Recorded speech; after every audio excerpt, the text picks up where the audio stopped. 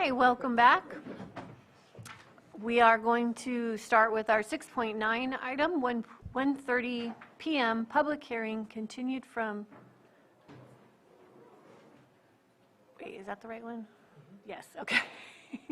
Continued from September 12th, 2023, consideration of the final recommended budget for fiscal year 2023-2024 for the County of Lake and special districts governed by the Board of Supervisors. And I will pass this off to our admin and Assistant CAO, Stephen Carter. Thank you, Board. And actually, I'm not going to say much before I pass it along and introduce you to Casey Moreno, who is our new Deputy County Administrative Officer over Finance and Budget. And I'll turn it over to her. It's just on. Sorry. Okay, let me share my screen.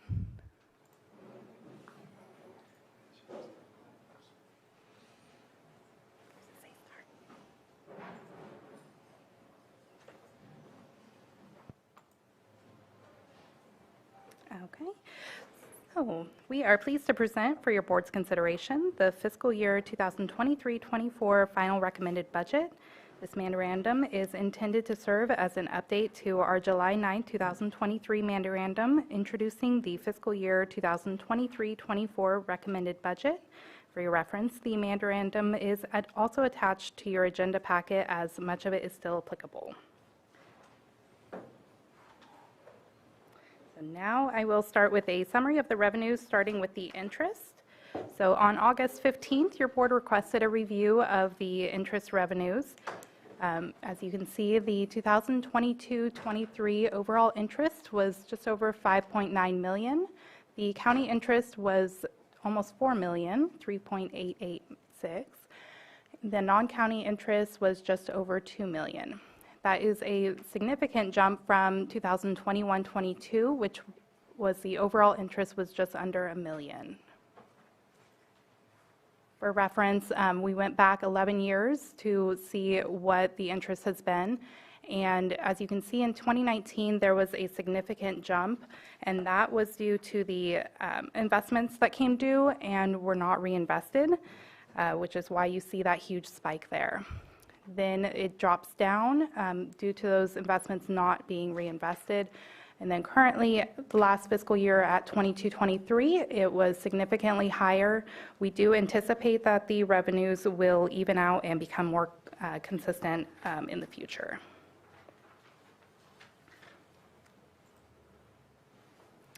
Next, we'll go into the fund balance available or carryover.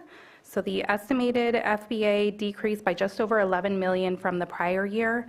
22-23, which still leaves $31 million in FBA. Just over $17 million of that was already approved allocations at recommended budget. Then we have a few reserves that we are requesting funds be added to, which I will go into further detail on another slide. And then with the final recommended budget, we have $1.4 million new allocations that are being requested. Do you mind if I ask a question? Yeah. General fund only is the fund carry balance that you're giving us? Correct. Okay. Yeah. And the new allocations are mostly capital assets and a few ARPA. So going into ARPA, so the committee met on August 16th and would like to make the following changes. So from the standard allowance, the mobile library vehicle, we are requesting it be decreased from $200,000 to $150,000. The countywide credit card acceptance decreased altogether, so taking out the $50,000. The Granicus clerk docs was originally budgeted at $64,500. That has been completed, so we are reducing that to $54,100.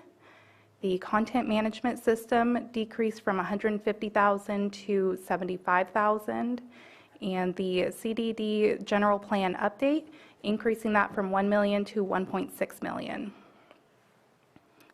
Of the non-standard allowance, we are requesting that a new allocation is added for a medical director for fire departments, which will be paid through public health of $6,800. That's a 3-year contract.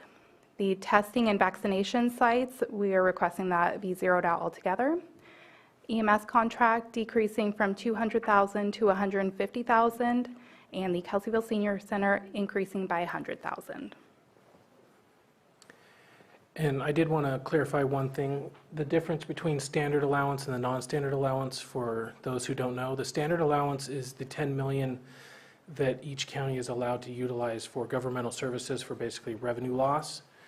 The non-standard allowance is the amount that has to be utilized under the actual claiming and rules specific to the ARPA funds, which totals just over 2.5 million.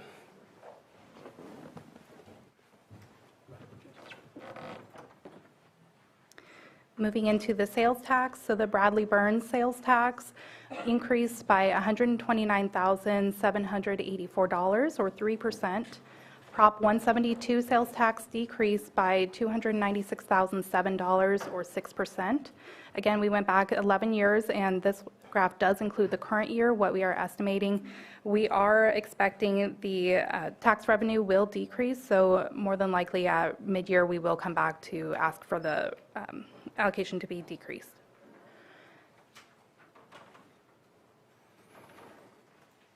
Yeah, I'm going to expand a little on that one. Okay. So we have noticed, and per the projections, that sales tax is projected to decrease this year. We did budget for it to decrease by a few $100,000, but depending on what actually comes in before mid-year, we'll adjust accordingly, which may or may not be more than we originally budgeted for.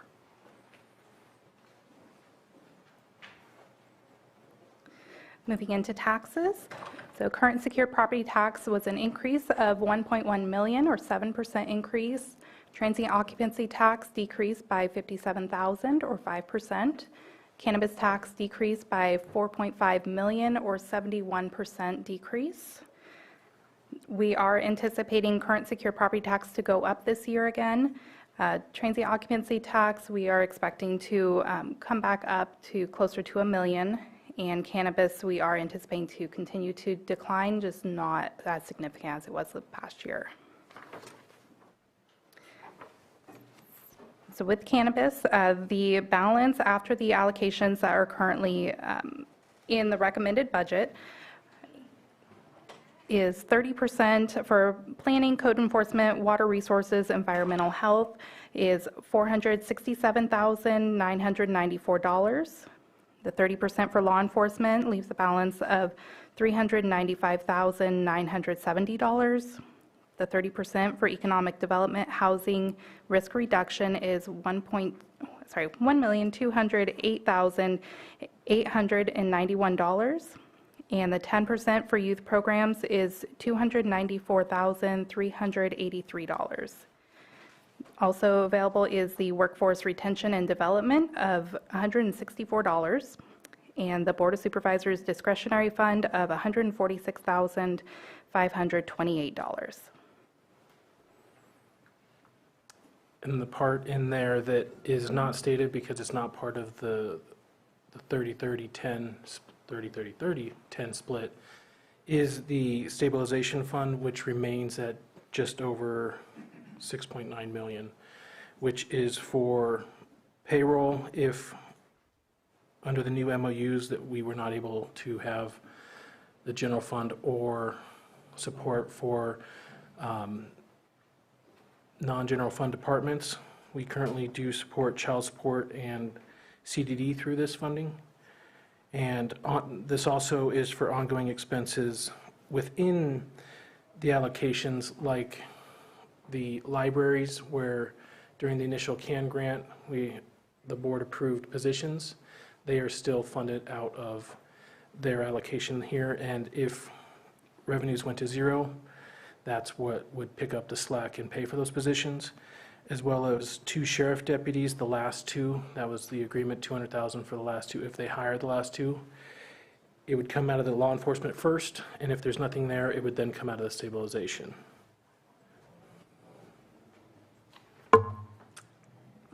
Yeah, go ahead. So I know at excuse me. At first glance, it appears to be growing, but you're saying it's kind of a combination of things that have been brought together. I guess first thoughts are our CAN grants are from 2 years ago, 3 years ago. Just kind of curious what was approved and what's not moving. Is it not moving in the sense that that money should be reallocated to be available, or is it still moving where the allocation is still has a purpose? I would love to discuss the continued need of $6.5 million or whatever that approximate amount is in that specific budget item, as the way that our budget is done on a department-by-department basis, we're not utilizing those funds other than what you just stated for CDD and child welfare. And so I just like to get a better grasp on what that amount is. We put it there for a specific reason. It hasn't been necessarily utilized in the way that we had anticipated it might be needed. And I just see it as another kind of niche reserve on top of reserves of things that could be utilized for something else. I won't go into details now, but I'd love to go into further discussion at one point or another. And today's, I don't know if that's the day. I don't feel it's the day, but I'd love to bring it back, if there's consensus to do so. That's a large amount of money. We can bring that back if it is the board's wish. The stabilization funding is to cover basically any ongoing expenses that are already built into the other cannabis funding. And when your board approved the pay increases, the MOUs, it was meant to be a one-year backstop for if the general fund and other departments didn't have the funding. That can definitely be looked at and possibly adjust the number down or up depending on how the board looks at it. And some of the funding for risk reduction will likely be used for tree removal too. That would likely come out of the 6.9, yes. Out of the stabilization, that's how that would be funded if that comes a day.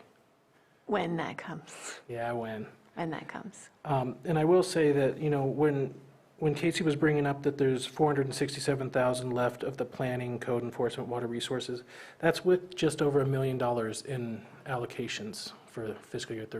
I was going to say 13-14. So there are quite a bit of allocations, and that also fluctuates quite a bit depending on what departments get done that year and then what they're requesting out of that pot the next year. I know you know that, but. So to his point, is now the appropriate time to do that, or do we bring it back? Because I have cannabis tax allocations that kind of got placed under the former supervisor. Then we came up with the direction for a work program. Now it looks like they got funding from another source. So I'm definitely confused about the available discretionary funds on top of whatever concerns are raised about reserves. So maybe today is not the day to get that exact roadmap, but if we're actually locking in that shift from the previous allocation to some other allocation, waiting on a work program I'm not going to get, I just want to know when we're going to look at that. The discretionary is not locked in at this point, other than the overall amount. I think we should talk more offline about that $165,000 on that specific discretionary and the other funding sources. I do think if we want to dig deep into the stabilization and everything else that goes into the allocations, we probably should have an item of its own, because we would prepare very differently for it and have far more details for you. And that would be my request, is give us more details. My idea is not to say let's cancel it, but let's take a look at it. It's a large sum of money. Can it be better utilized, whether it's for what Chair Pyska was requesting that we look at, or other things. But right now it was meant for a one-year backstop. We've passed that year, and I think we need to make sure that we can continue moving forward within our means, because this is one-time money, not continuous money. And if we can figure out how to work within our means, then that money is sitting there that could be utilized to serve our public in better ways. At a later date, correct? Yes. We could, it's a little far off, but we do have a lot of really full agendas, so we could have that deeper dive discussion at mid-year budget. If earlier, great. But, yeah, but I'm good with mid-year too, if that's when it happens. We will be ready when you need us to be. Okay. And if I may add, for the discretionary funds, I would definitely suggest working with staff, because I don't want to make decisions on your discretionary funds, just like I don't want you to make decisions on my discretionary funds. So I would say work with them and figure out where you stand and what you can still do with it. Okay.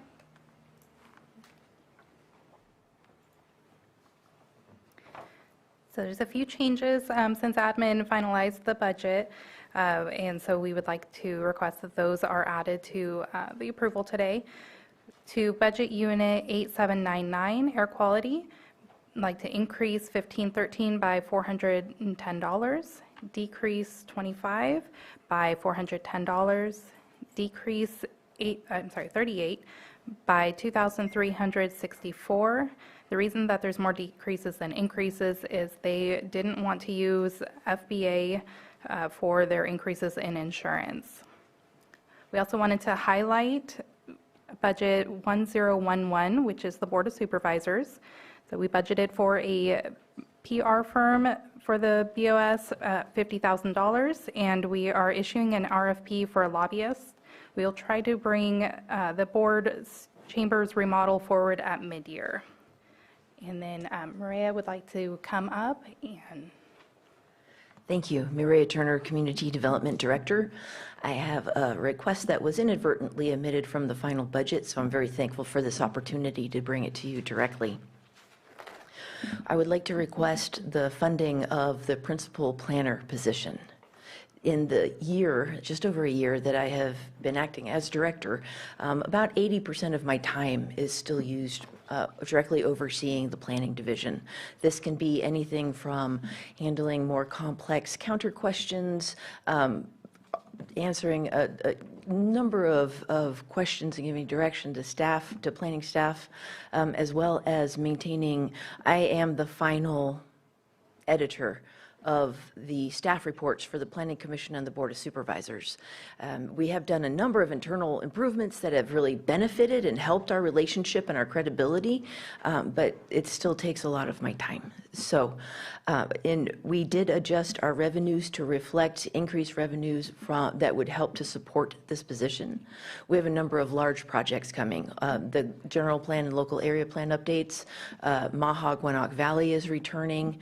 We have a modification to an existing geothermal permit, and we don't anticipate that being the last. So we have plenty to keep a new person here funded and very busy. So I would just request funding for a principal planner position in this budget year. Thank you. So how long do you anticipate the position needing to rely on general funds before it's self-sustaining? A number of our upper-level management positions depend on different budgets, and as you know, planning typically is very reliant on the general fund. We requested a removal of the grant writer position that I had formerly thought was great, but since our deputy administrator has been present, her experience and understanding of grant writing and grant management has led us to believe that a staff services analyst would be more appropriate for that. But we do anticipate a 2 to 3 year growth in our grants management program, or our grants program, with the overall goal to achieve sustainability in the planning division. So maybe that long? Okay. But one other thing I wanted to point out is, with this additional staff capacity, especially in experience level, it will enable us to also do more monitoring of our existing permits and ensure compliance, and probably collect some citations and fines where that is not, where we aren't having the easiest time with that. Supervisor Sabatier? I was going to bring that up. It was alluded to earlier today in the previous agenda item, but I think that the idea that the contract is being negotiated, I'm thinking it's going to come back to the Board of Supervisors before anything gets approved, but I would say that that's part of the solution because right now we're just doing the work of people who are not choosing to comply with our code. That's going to add a whole lot of revenues. I've seen it in other jurisdictions, and the number is actually a lot larger than we might even believe it could be. So I think that that will help out, and that will be part of the solution as well. But providing you with the tools, especially with the following agenda items that are coming up that relate to your department, that's a heavy lift, and we want to make sure that everything else that your department's dealing with is going to be smooth and efficient for everyone else that's trying to get permits, start new businesses, development, whatever it is. So I'm in support, but I think we need to keep an eye on it just to make sure that we're not digging too deep into the general fund. Thank you. I can't let you go yet. I'm not going anywhere. I need actual numbers and accounts to actually change it at final budget. No problem. Like right this moment. I will get that for you momentarily. You print what you had, and then I'll state it. Yes. First of all, was that approved? Yes. Yep, Okay, and I'll state that later. okay.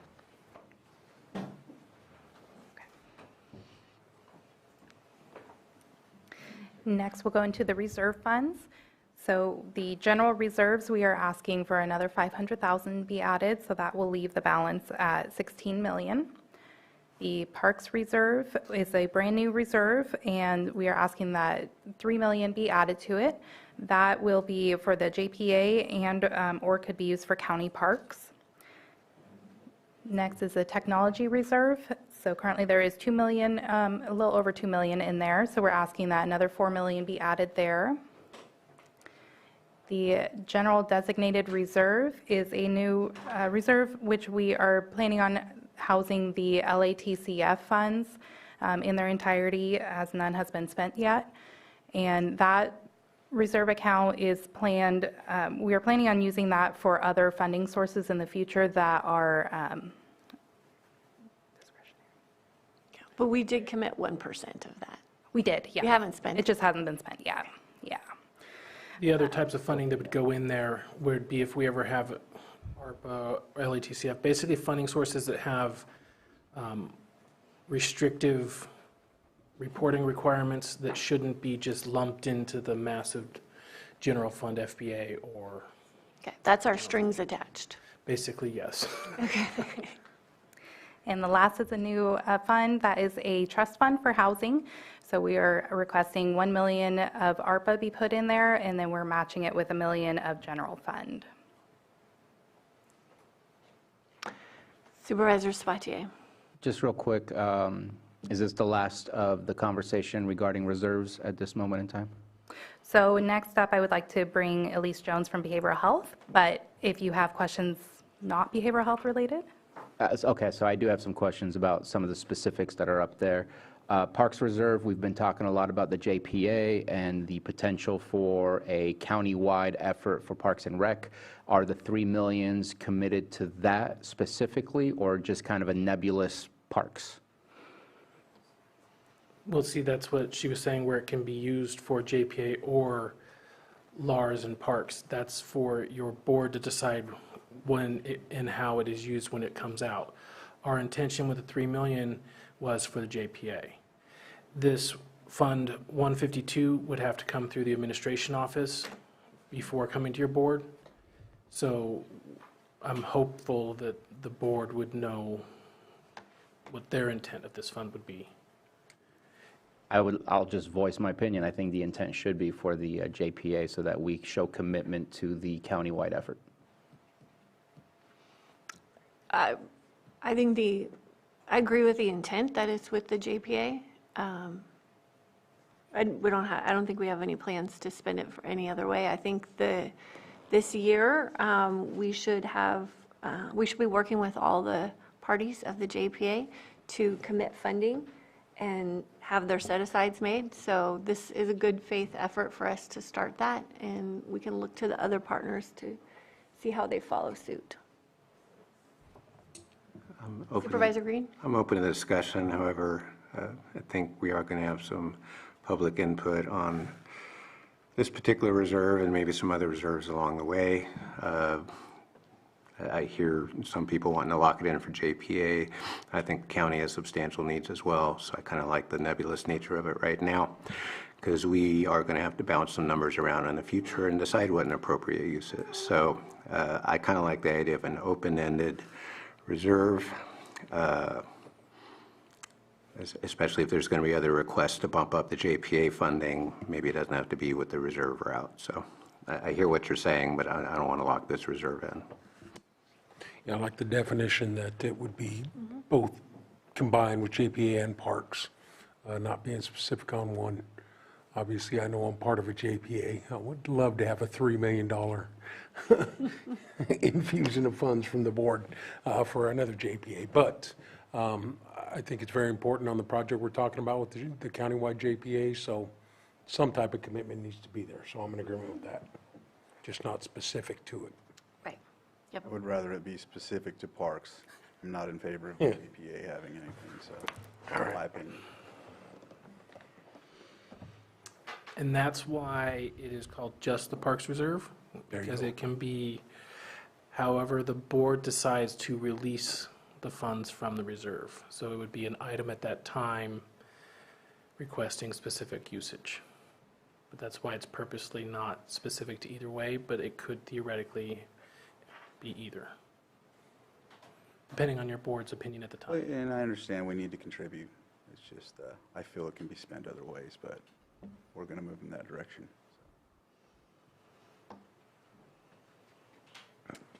Go ahead. So just to finish off, until we get a specific ask from the JPA, it's hard to know exactly what the intent should be, but I just think even if it's kind of nebulous, we've obviously voiced some opinions of, yes, we'd like to commit something, and maybe it's not the 3 million, but at least it allows us to approach the table with a good faith effort that we are wanting to contribute rather than just be at the table. So I think it puts us in a better position, at least moving forward, compared to where we were before, since that reserve did not exist. The general designated reserve, just a real quick question, capital asset-wise, anytime during the year to look at capital asset changes, and I don't even know if it fits within capital assets. I'm trying to figure out for the potential LG Sonic, do we need to look at adding a capital asset at mid-year or now, or is it any time during the year that that's capable to do so? With the 4/5 vote, because it would be in reserve at this time, it would be a resolution brought forward to cancel those reserves and add an appropriation of this capital asset or in this account. So it is not horribly difficult, it's just much easier at one of the 3 budget times. Okay.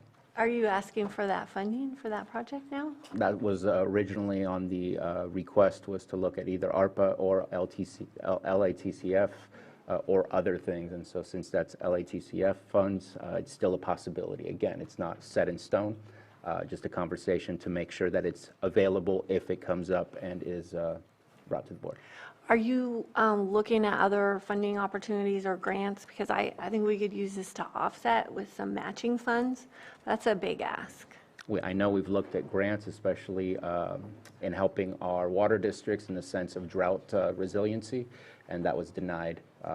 So, of course, we'll still be looking for free money. Okay. Free money is always a great thing, but just the fact that we have it and it's needed, at least it's a potential conversation. Okay. Yeah, keep looking too. Okay.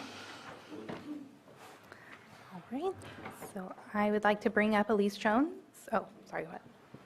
I did want to bring up one more thing, which if the public remembered from recommended budget, we did put the first tranche or the first half of LATCF into reserve. It was put into the technology reserve. So with this, instead of doing the mechanics of pulling it out of technology and then putting it into the general designated reserve, I can speak. I just wanted to be very clear that the 1.5 million that was in the technology reserve from LATCF is now moved to the general designated reserve, just to be ultra clear. Okay, thank you. Elise? Come on up. Oh, you can have my side. Thank you. you, Casey. Hello. Oh, it is really loud and live. That's good. Elise Jones, Director of Behavioral Health. Thank you so much, Casey, for that introduction. And I'd like to make another introduction to Christine Andrist, who is our Deputy Director of Administration, newly promoted. She was previously our fiscal manager, so she has become an expert in behavioral health finance. But for this question, Chrissy, about our reserves. So, as before, we came to you guys and asked for a resolution to open up our reserve account to cover our end-of-the-year fiscal invoices, which we didn't end up needing nearly as much as the funding as we expected. So going back into reserves, we still have about $2.5 million going back into the reserves. There was about 3.5 in there prior. And so we just wanted to, yeah, that's what I have here. So in MHSA funding, we have 1.1 going back in, and we only ended up using a total of, actually, I just had it on here, $951,000 out of that funding to cover the end of the year. So we still have funding in reserves. The only funding we used was our MHSA programs. We used $181,000 out of that, and then our audit settlements is where we used 700. I believe it's like 750 something out of that. 769,000 out of that.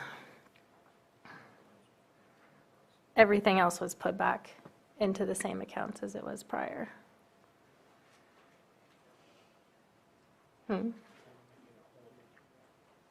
Yeah, we're hoping. So we're hoping to put all that funding back as soon as the state releases it to us back into the reserves.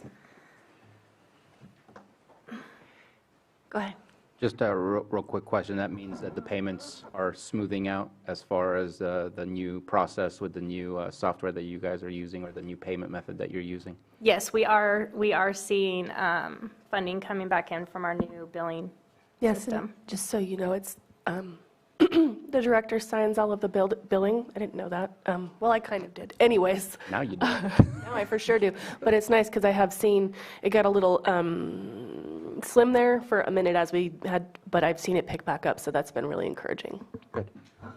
Quick question about AODS, because I know that's mostly a audit settlement reserve as well. That's what it says in. Yeah, I don't know who Restricted named audit those reserve settlement. accounts. What was that? I don't know who named those reserve accounts. I think the one in the 414 budget actually says housing. Yeah, there's different ones. There's South Yeah. Shore Remodel, there's audit settlement, workforce training, housing, MHSA programs, and things like that.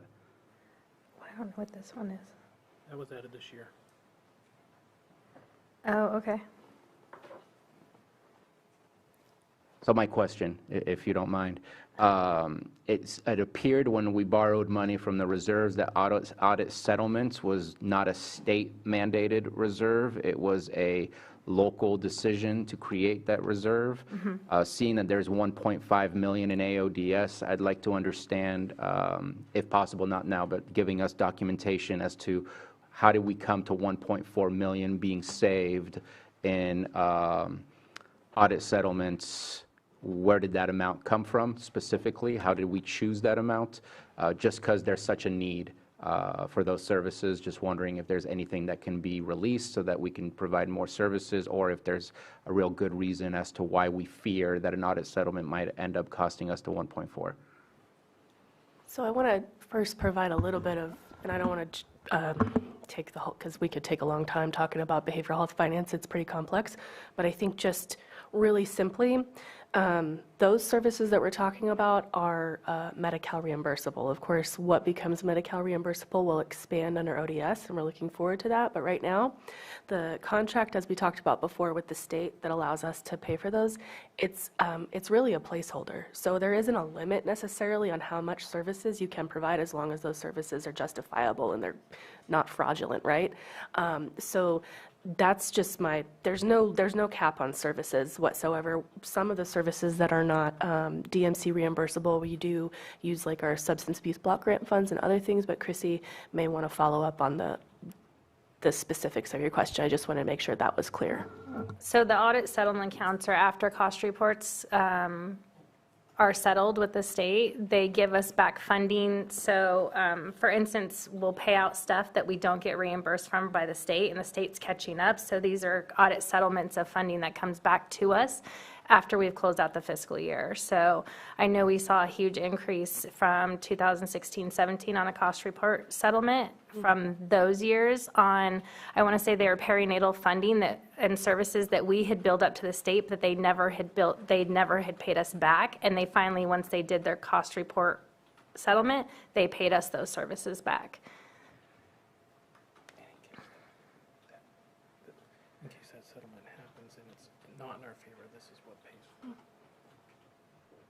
Yeah, so like Stephen was saying, if we had a cost report settlement Can you that we say it? had to 'Cause pay, so he's talking about cost report settlements. So these are funding, this is a bucket of money that we sit on, is if we have a cost report settlement that we have to pay on services, then this is the bucket of money we'll take it out of as well. And so that would come from like an audit where the Department of Healthcare Services comes in and they audit our everything just like we do to our subcontractors. And, time to time, you don't check all the dot the T's and cross the whatever, so we do have to pay up sometimes, although it's Yeah. pretty minimal. And our contractors have to do the same thing. If the state comes out and audits them and they find a service that should not have been paid for, our contractors will pay us back for that service as well. Okay.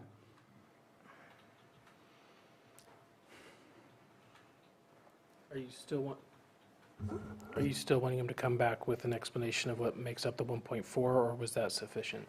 I'm still looking for that documentation, just because I don't know where that number comes from. Was there a mathematical formula? Like, what was the initial process to create that, and is it needed to be updated, changed, or? Well, I think it's just a carryover of every year of all the cost report settlements or the settlements that come in throughout the year. We carry it over into that reserve at the end of the year when we have a fund balance carryover. When there's funding left over from it, we put it into that slot of funding. With that in mind, they're actually increasing it by $519,000 this year. So under what has happened, it was actually a good audit year for us, if per se. Okay. So it is variable.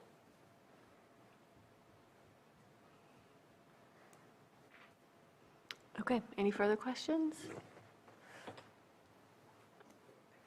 Okay, thank you. Is that it?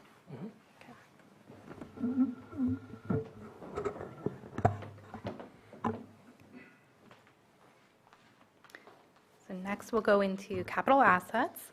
There's a few additions to the final recommended budget, which are on the screen there.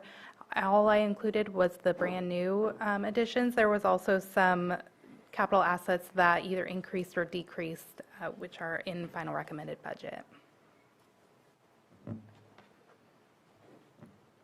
Supervisor Spatier? Just a quick question to finish up with the reserves. I did have one final question, and that is that we have 5 pages, it would appear, of reserves, or close to, of reserves, and some of those are quite large, some of those are very small and specific, some are restricted, some are general. I just don't, there's no possible way for me within the 5 days in preparing and even the changes that are occurring for me to know exactly what those reserves, what the specific purpose is, and from a specific public perspective, what I see is $132, almost $133 million in reserves, which is a large amount. Some of it is absolutely necessary, some of it is enterprise restricted, some of it is very specifically restricted by the state. I would love to get a report to allow us to know what are the reasons for the reserves in a future report, whether that be mid-year or sometime between now and mid-year, but that is a large number that is not easily explainable to the public. And even some of these numbers, I'm making a lot of assumptions as to what I'm seeing and what I'm looking at. And so I just think with that large of a number, it would be nice to get a little bit of a breakdown to understand, do we still need some of these reserves? What is the purpose of those reserves? And what is the anticipated use of those reserves? That would be very difficult to come up with, because this is going to be 80% of these are department specific. So I would want the department to talk about their reserves. As admin goes, we would only be about 5 or 6 of these. So we can come up with some kind of report. It would take time to talk to each and every department who has a reserve and get their description of what those are. And if we presented, I don't like pushing things off, but the easiest time to do that would be either at like the workshop or during June when every single department head is explaining their budget. Absolutely explain what these reserves are and why. We can try to come up with some kind of report. I have no idea what it would look like until I talk to the departments. But in the department memos, it talks about their reserves typically. Do you want like a separate box in the memo directly for reserves? I just think, again, from a public perspective, $132 million is a large amount of money. From my perspective, that's a large amount of money. Not saying there's no purpose in having it, but I can think of approximately $40 million of somewhat discretionary but yet useful to have in reserves. Again, having a conversation about what our expectation and anticipation of the use of those reserves are is a healthy conversation to have. And I'll just leave it at that. I just think that we don't give the public the information as far as in our conversations. Reading through this 600-page budget is not what I should be asking the public to go through to figure out what's going on with $132 million worth of reserves. And so if it's possible, at one point, not giving you a specific date, but again, looking at the board for approval of this, to help provide a little bit more understanding of what this is. Taxpayers are providing this, and I don't know that anybody would be able to answer these questions if I started asking the public what's going on with these funds. And I can't specifically explain every single one of them myself, which is not good on my end. Neither can I, to be honest with you. And see that right there? Yeah. that comment, I think, is a reason for us to review. Not to say anything bad is happening, but to better understand why it is that we have it there so we can explain it to ourselves and explain it to our constituents. Well, I think adding it to the narrative, we've got all these boxes that outline the priorities and the goals, and if there are reserves accounts attached to the budget unit for the department, then an explanation on the reserves within the narrative for us. And that would be a step forward. And if you And I look would at the agree fund with that. summary, it does Absolutely, actually adding a have box on the descriptions. reserve. Yeah, let's add a box, different color. Well, if you look at the fund summary that's provided, it gives you the breakdown of what the descriptions of they are. But I also understand when certain ones say just restricted, like under road restricted, sorry roads, that's just random where I'm at. Restricted 7.2 million, and you know restricted isn't a known quantity. I'm all for having that knowledge brought out for the public. I just think it needs to be from the department themselves. And the time that we already have to do that is generally our 2 days in June. If the board does want basically every department head who has a reserve to present at mid-year, we can do that because that's what it would take to explain these. Because I don't know that I would feel comfortable just giving you the paragraph of what a department said their reserve is and then be able to answer any questions related to it. Yeah, and I don't disagree with that. Yeah. And I'm okay with that Adding it, forward step. At least it's a step towards what I think is a better transparency. When we explain to department heads for the June presentation, make it very clear to to include that information. include. Include it in the memo, include it in the presentation In June. in June. Consensus? Yes? Okay. I don't know that would be included in the memo because that's already like 8 pages. Within the summary, I think is The what you summary, yeah, the fund summary. The fund summary. Yes. The memo in this That's what you're budget calling unit. memo. Yes. Department overview? Do you mean like the Form 1? Department overview. The first page of every Yes. department and fund. Fund- It says department overview, accomplishments, Hey, goals, and then we talk about reserves. sounds good. Okay. Casey? Did you? Okay. So now we'll bring up Lars Ewing, Director of Public Services for the Facilities Capital Improvement Plan.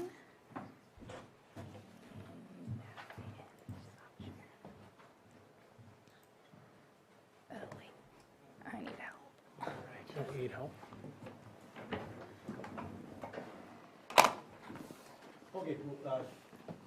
All right, good afternoon. Lars Ewing, Public Services Director. As this is getting dialed up, I'll just give a brief intro. Also the last fiscal year, now I can say that, your board directed Public Services to come up with a facilities capital improvement plan. County has never had one, and so we have prepared that. We have a capital improvement plan policy that guides that. It does direct that during final budget presentations, that the Public Services Director would present that. So the next, here we go, next slide, it's me. All right, so we just went through capital assets. These is just a picture of the various capital assets that you've looked at. What I'm going to be presenting here is not everything on here, far from it. There's a lot on here that I have no involvement with, thankfully.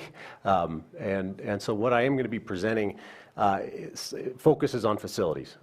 And what's up on the screen right now is a draft capital improvement plan that will come to the board. We, and I'll say I, elected to wait until after final budget because there's so many decisions made at this point, reserves, fund balance carryover, that really plays into a 5-year plan. What's tied in today is the annual budget, but the 5-year plan is not a budget document, it's a planning document. So a lot of the decisions made here affect that. So I am going to give a snapshot of that 5-year plan, but I will be focusing on the facility specific and some of the park specific projects this year. I will try to be brief. As I say that, a lot of words. All right, so what I'm going to present here is broken down not by budget units, which is what we're all familiar with. I'm breaking it down into functional areas. Yeah, you can see there are 6 different functional areas. That way, the board can get an understanding of where your building dollars going to. Are they going to community services type buildings, which are generally used by the publics, like libraries, museums, senior centers, community rooms?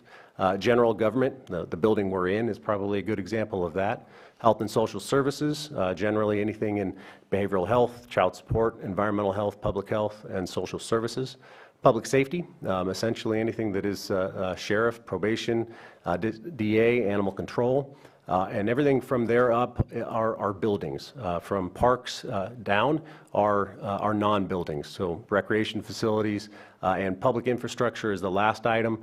That's generally public works, special districts, and part of public services as well with the landfill. So the built infrastructure, what is in the current budget across all departments for built infrastructure on capital asset. You can see public infrastructure is the majority, about 74%, and the rest is it's the rest. And so we're going to focus on that item here, and so we'll dial down to that. You can see that of the 10.6 million, the majority, well, not the majority, but 38% is general, 32% is parks, and you dial down from there. So just because we're focusing on a facilities capital improvement plan, I am going to focus on the building portion, but I wanted to pause because the Parks Reserve and the JPA was referenced. The 5-year plan. The 5-year plan includes a lot of parks projects. The needs far exceed any reserve that we have or anything that the JPA may propose. So I greatly appreciate the notion of well, not just the notion, but the reserve itself, and the fact that our needs exceed what we have really just demonstrates the fact that those reserves are important so long as they're used. So moving on into the focus area of facilities. General government is the bulk, 57%, followed by public safety, and this is this fiscal year. Community services, 13%, and health and social services, 3%. Again, just kind of dialing it down, that we are going to give a sneak peek. I am going to give a sneak peek of the next 5 years, just what is planned.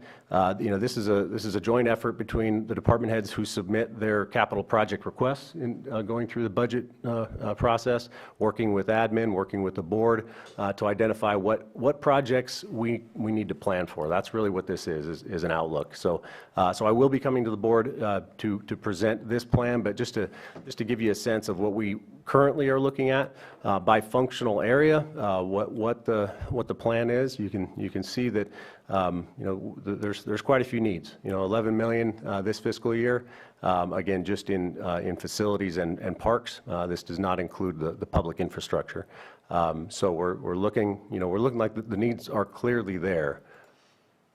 Now I'm going to present it briefly differently here. Instead of by functional area, it's by type of project. Are we renovating or are we rehabbing? Essentially, is a renovation would be something that generally a department would request. Maybe they want to remodel because it's better for their operations, or a new building entirely. That's a renovation project. Rehab is essentially a maintenance project. We're replacing the roof, or replacing the carpet, that sort of project. So it's important to see where are we spending our money, where's the board spending its money on projects. So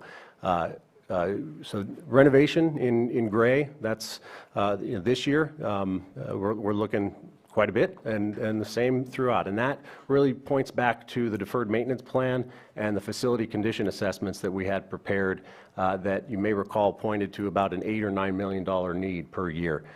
We looked at that in a lot more detail, and that plan at a high level made certain assumptions that no, we may not need to actually replace a door simply because it's exceeded its life. If it's okay, let's move on. So what are the building systems that we truly need to replace? We focused on basically the building exterior, the roof and the exterior of the building. I mean, case in point, we're replacing the roof right now on this building and we're painting it right now. So that sort of work. HVAC projects are critical. Those are continually needing to be updated. The carpet, flooring in buildings, and the building exterior, the parking lots. Those are the focused building systems that we're looking to rehab. And so when we look at that, the rehab portion, on average, about a $3.5 million per year plan to replace that. Now again, the needs far exceed what we have, but as we identify the reserves that might be available and putting our money towards getting our facilities in better working order, that really is the focus. So with that, I just, I'm going to end it. Don't want to belabor the point, but wanted to give you a sense of where the building money is going. So I appreciate your time. Thank you, Lars. Any questions? Supervisor Green? You had a spreadsheet a couple slides ago on showing the breakdown. And I saw one of the capital assets that the sheriffs had called out was for a video security system, basically. Can we get that slide up again? And I think it was 150 and 50. That must have been on your slide.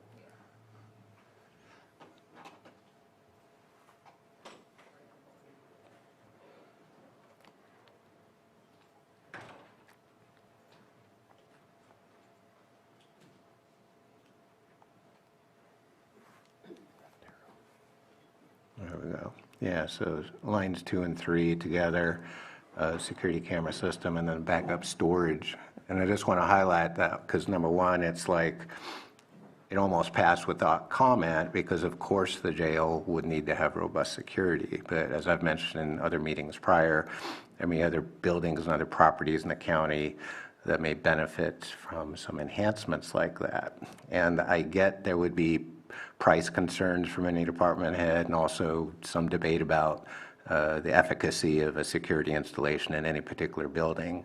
But somewhere between the safety committee and the department heads, I just wanted to highlight that as a worst case scenario. That's a very large, complicated facility with multiple cameras. That is the absolute most that a security camera system is going to cost for any one department that has concerns about that. So for lesser buildings, smaller buildings that may similarly have safety concerns, I don't want the sticker shock factor to go untested or unobserved. Not saying we all have to rush out and get cameras, but I still feel like we're stuck in the 20th century when we have 21st century security concerns. So I just wanted to highlight that because I thank the Sheriff's Department very much for being proactive and bringing that forward.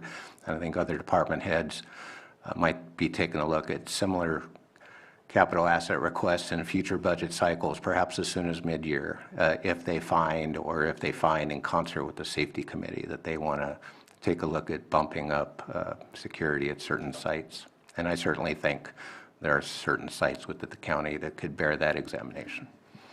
So thank you for that.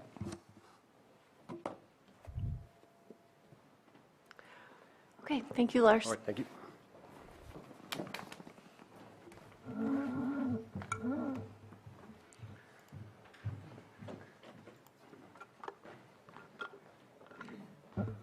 Right, so next up is the requested position allocation changes. So there was just a few this time around. So the tax collector would like a accountant 1/2, and they will be removing a accounting technician position at the next vacancy. Buildings and grounds would like a capital project manager and a facility maintenance supervisor. The supervisor it will be paid from the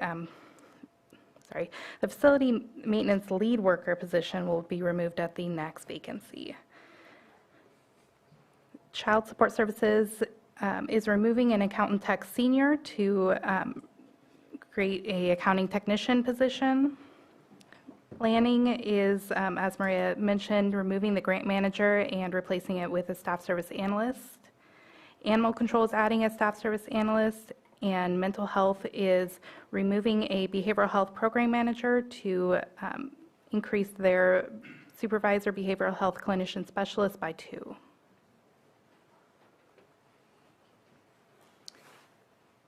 And since you just went over that, might as well add in Budget Unit 2702 Planning, we're adding a principal planner. Okay. Okay, thank you. Okay.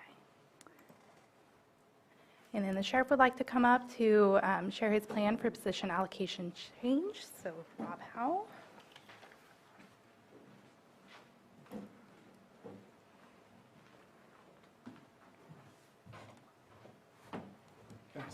Absolutely. Look at all this stuff. Good afternoon, Board. I'm Sheriff Rob Howe, and I'd like to thank the Board for this time, of course.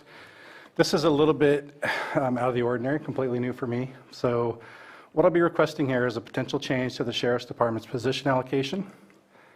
And since position allocation is part of final budget, I decided to make this request here. The request would be a position allocation change from our proposed budget. We're looking to eliminate 16 total unfilled positions, 19 deputy sheriffs, and 7 deputy sheriff corrections position. We would then be requesting the board's approval to use the savings gained from those positions, excuse me, to move forward with salary increases to 3 job classification series. 3 series that frankly I see as public safety emergencies right now. I have to say it's a really difficult decision to single out positions. Even in my own department, there are no positions in my department that aren't vital to public safety. There are no positions that don't need improvement to salary and benefits. But I'll be working more traditionally with class and comp to do that. I can really only consider 3 positions right now, or 3 series of positions, emergencies. And those classifications I'd be looking at would be deputy sheriff corrections, and public safety dispatcher. Human Resources has been good enough to conduct an updated mini salary survey for those positions, including the same comparable counties the counties used previously in their complete salary survey. And the increase I'd be seeking would be to get those 3 series of classifications to the median base salary of that survey. For deputy sheriff, that would be a 12.59% increase. For deputy sheriff corrections, that would be a 5.89%, and for public safety dispatcher, would be 11.04. Again, those increases would simply get us to the median base salary of the comparable agencies. My first thought was try to get us at least equal to our most immediate neighbors and competitors, being Lakeport PD, CPD, Clear Lake Police Department, and Mendocino County Sheriff's Department. This proposal would get us at least equal with Lakeport PD and Clear Lake Police Department. Mendocino is actually a little higher than the median on all those, and quite frankly, within our own budget, I didn't feel we could afford to make that kind of increase without asking for additional general fund. Mendocino is currently, I believe, 15% above us for deputies, 6% for corrections, and 16% for public safety dispatcher. As far as what's caused the situation, I know I've spoken before the board. I've spoken to most of you, if not all of you, individually. I don't see this as a Lake County problem. It's not a state problem. It's a nationwide problem. There simply aren't enough applicants, people who want to get into law enforcement, to fill vacancies. I don't think salary is the only issue, nor do I think it's going to magically fix everything. But I also think it can't be the final roadblock or can't be the final hurdle when we're trying to compete for the very few men and women who do want to work in a rural county like Lake County. Our current vacancy rate in the positions we're talking about is right about 30% for deputy sheriff, and just below 20% for deputy sheriff corrections, and that's a little bit deceiving just because we have hired some new people out there. We have 5 in training and numerous officers who are functioning but have not been completely trained on all aspects. We certainly hope to retain them long enough to get them off training to have a true benefit, but I know of at least 2 that are in background elsewhere. In fact, since writing these notes, we got a letter of resignation from one of them who will be leaving for another local department. For public safety dispatcher, the vacancy rate is 63.64% right now. Obviously, that's a huge problem in dispatch, but that also compounds the problem in patrol. We have to provide those services. We have 3 deputies currently working in dispatch. The vacancy rate tells part of the story, but there are just a few things I'd like to talk about that I think really put it in context.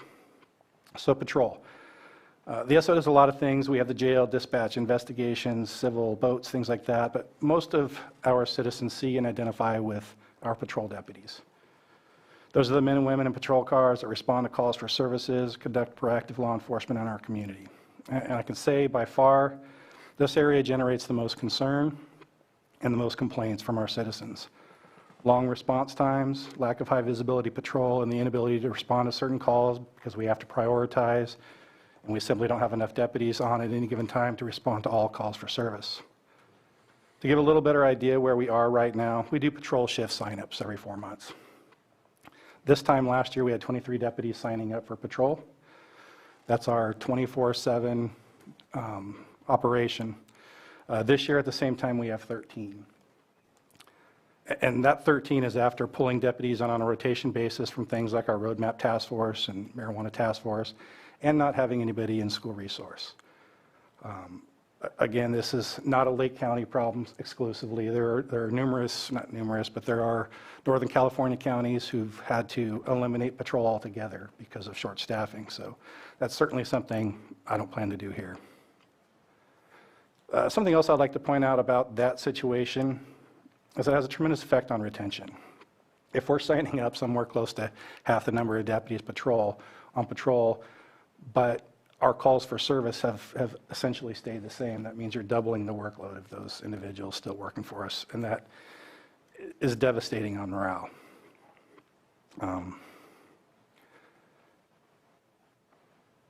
Again, going back to being able to compete locally, you've probably seen, like LPD's local, or their social media, they've recently posted that they're fully staffed. And I think that's great. I support law enforcement in all of Lake County. I think they have 13 sworn positions, and 4 of those positions are filled with people who were one-time Lake County SO employees. That's 30%, by the way. And don't get me wrong, I've not talked to them individually. I'm not saying that any of them, did I get that wrong or something? No. I just have Kevin back there. By the way, I already talked to Brad. He knows it's coming too. And this is not a knock on LPD. Again, I'm very happy that every law enforcement entity should be fully staffed. And I was going to continue to say, I haven't spoken to them. I don't know individually if it's because of salary or workload. There was personal decisions made by each of those individuals, obviously. I just use them as an example of the importance and necessity of being able to compete, at least locally.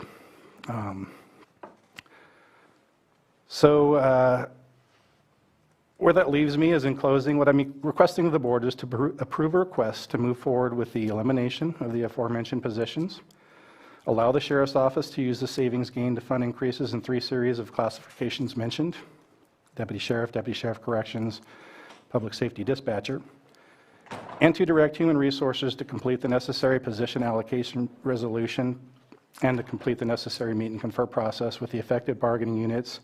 And of course, that resolution would come back to the board in a future date once completed. And other than that, I don't think we have any significant changes in the sheriff's department budget. Like, that's not significant enough?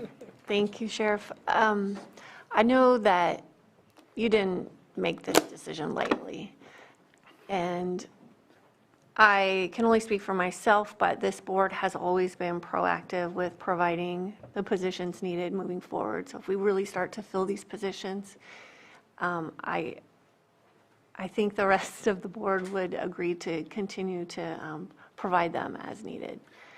I appreciate it, and the board's been very supportive, and this is something I think is necessary, but the recent improvements made over the past couple of years, I mean, if we didn't have those, we'd be looking at 30 to 40% below the median in some areas. So we've come a long way. I think it's a unique situation in law enforcement, and we just have to continue. But thank you.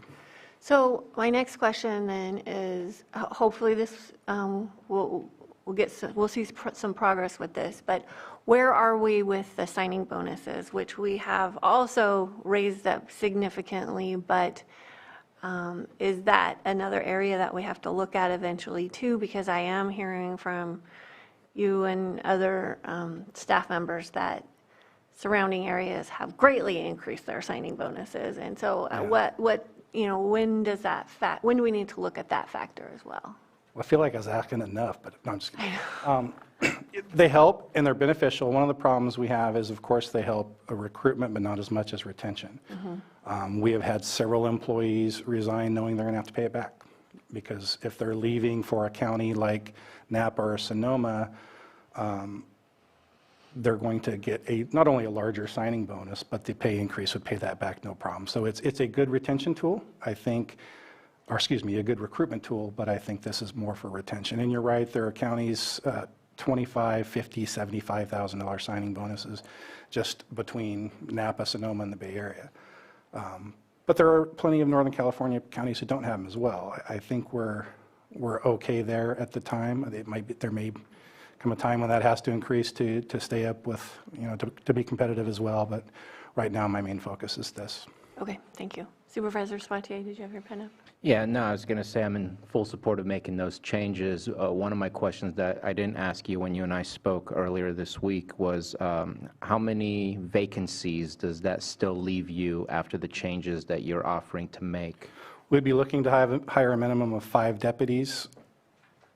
We also have 3 in the academy right now and 3 in dispatch.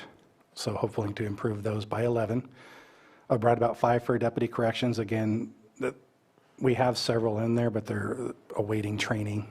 So if we can get them off training and retain them, that will certainly benefit us. But a big deal is dispatch, obviously, with a 60+% vacancy rate, getting 3 deputies out of there and getting that fully staffed. We can hire, I think it's 6 dispatchers. Okay. And to me, that part's important because that's kind of a foundation of ensuring that the communication from the public reaches the ears of law enforcement that are patrolling in the streets. Dispatch is really important, and also to keep our law enforcement out on the street rather than in the dispatch room. Great. I know that it's kind of contradictory to what I've been saying, which is why do we have unfunded positions? I just want to at least have the conversation. What's the difference? Some people get scared that if we get rid of positions, it's going to be that much more of an uphill battle to replace those. I haven't seen that here at this board level, but again, we don't know if any of us will be here 4 years down the road. just want to put the conversation out there, what would be the difference in unfunding those positions rather than getting rid of those positions, and your thoughts on that? That's more of an issue, I think, with administration and what that means to overall budget. I do know that the thought of eliminating position has been a sticking point for a lot of people, me too, in the past. For a couple reasons, I think this is a pretty unique situation we're in. And it's pretty simple math for me. I guess I'm a simple guy, but if I have 10 openings that I can't fill, and I have, by eliminating 5, it allows me to maybe fill the 5, that's 5 more than I had before. And that's really what we're looking at. And I have complete faith in the board that if we get to a position where we're fully staffed and our community needs more law enforcement officers, I'll be here again asking for that. Okay. Budgetarily, differences between unfunding and removal is just on your position allocation. And the difficulty of placing it back on the position allocation if it's unfunded or removed? Any time of the year. Same basic steps? It's a standard resolution or at budget time. The difference is if it's unfunded, if you, I'll say randomly, but not truly randomly have extra funding available, you can flip the switch and make it funded. But again, it would require coming back to the board. So either way, it'd be a quick board action to either add or fund the position depending on how it goes. So it's not a huge difference other than what you show on your FTE's position allocation chart. Okay, go ahead. Yeah, thank you very much, Sheriff. Just said, I know it's not an easy decision or discussion we're having, but obviously support this idea as we're moving forward. You know, the fundamental need of being able to pick up the phone and call for the sheriff's department and have a timely response in the most dangerous time of your lives. That's why you're doing this, or the need is really important. Since I've been on the board going on almost 7 years now, this has been a constant conversation in the community, public safety, and support this idea moving forward. So thank you for bringing it. All right, thank you so much, Sheriff. Thank you. Thank you, sir. Try not to take your stuff with my stuff. Does that change the previous slide for position allocation? Yeah, I think it does.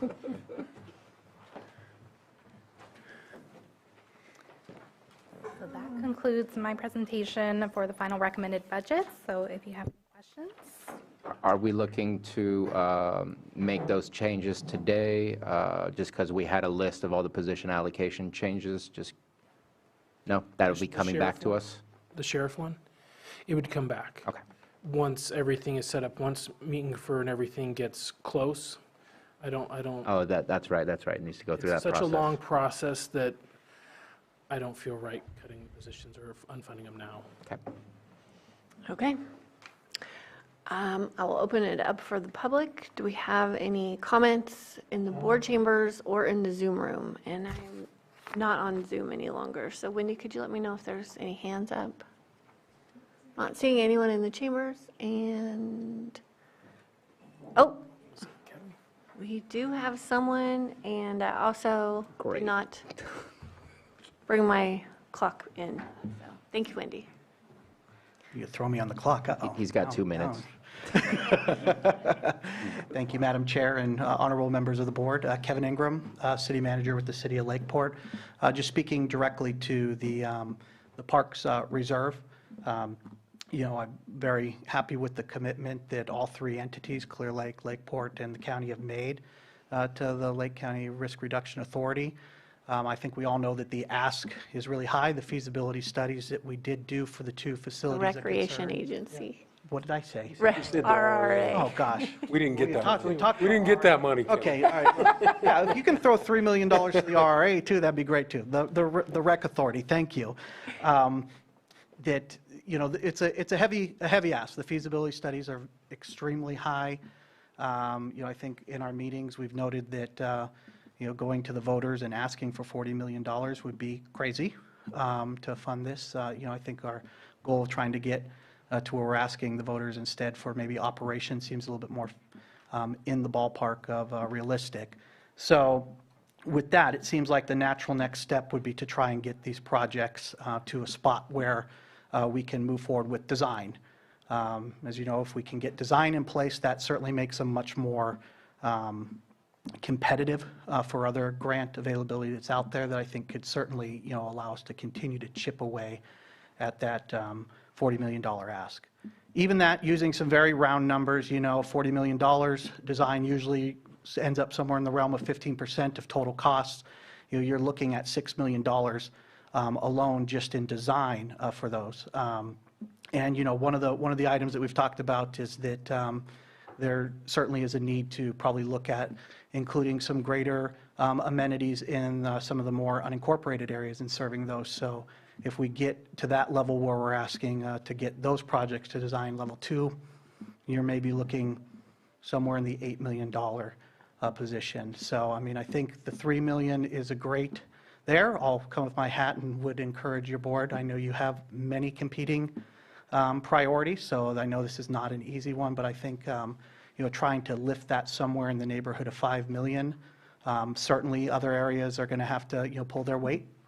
That includes the city of Lakeport as well. But I think that would get us well in the area there. I think $3 million right now represents roughly about 37% of that total design. And the reality of the situation is you guys are certainly the heaviest hitter in the room, representing the greatest population base, and your budget is quite larger than mine. So there it is. There's my pitch. I certainly can answer any questions, but otherwise I will go return to my seat. Great, thank you so much. Supervisor Sabatier? As a question to you, sir, Mr. Ingram,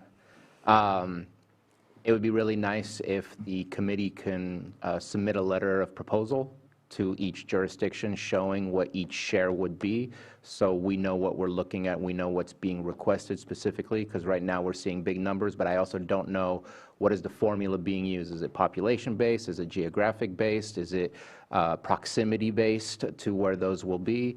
And so having something more specific and a tailored plan ironed out than the proposal in front of us, then I think at that point, I think $3 million is a great place to start. And again, it may not be specifically just to that. It's a little bit nebulous for parks. But then at that point, I'd feel more comfortable saying, yes, this is what we can go ahead and commit to and things like that. Yep, fair statement.